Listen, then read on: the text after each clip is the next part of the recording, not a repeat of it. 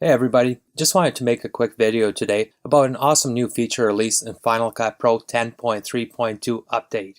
Apple released this update for Final Cut Pro a few weeks back, and along with minor improvements and bug fixes, it allows you to add custom folders of audio to the sound effects browser. Previously, Final Cut Pro let you access any music or audio files from iTunes, but anything stored in folders other than iTunes, like my royalty-free music, had to be imported into your library. With this new update, I can make my royalty-free music folder and any folders within it available in the sound effects browser. Here's how to add it. I have my royalty-free music folder available on my desktop. Inside this folder, I have folders for different categories of music. Anytime I download royalty-free music or music I'm licensed to use, I place it in this folder so it can easily be found. In order to make it available in Final Cut Pro's sound effects browser, this folder needs to be in the Final Cut Pro audio library. Since that's buried in the Finder, and I don't want to have to dig it out every time I want to add a song to it, what I'll do first is create a shortcut to this folder and place it in Final Cut Pro. I'll right-click on my folder and choose Create Alias to make a shortcut to this folder. A new shortcut folder is created and is identified by the arrow in the bottom left corner and the word alias added to the end of the name.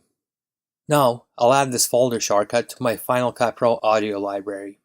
In Finder, I'll open the System library, not to be confused with the User library, by choosing my mounted hard drive, then Library, Audio, Apple Loops, Apple, and Final Cut Pro Sound Effects.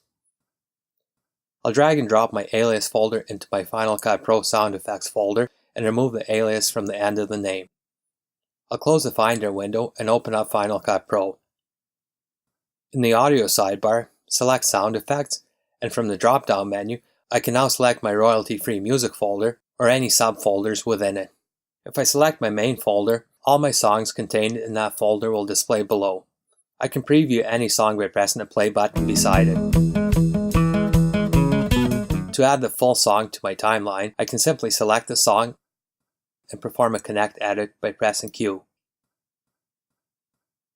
To add only a part of the selected song, I have to click and drag out the selection I would like to use. For some reason, I'm not exactly sure why, Final Cut Pro will not let you use the I and O keys to set the start and end points in the sound effects browser. Hopefully Apple will fix this in their next update.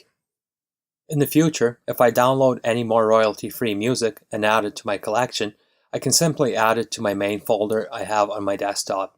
Since I have a shortcut to that folder in my Final Cut Pro audio library, I don't have to add it to the alias folder. To get the new track to show up in the sound effects browser, all I have to do is close and reopen Final Cut Pro to refresh my folders. My most recently added track is now in the browser. This new feature will be an awesome time saver in my editing workflow and hopefully in yours too.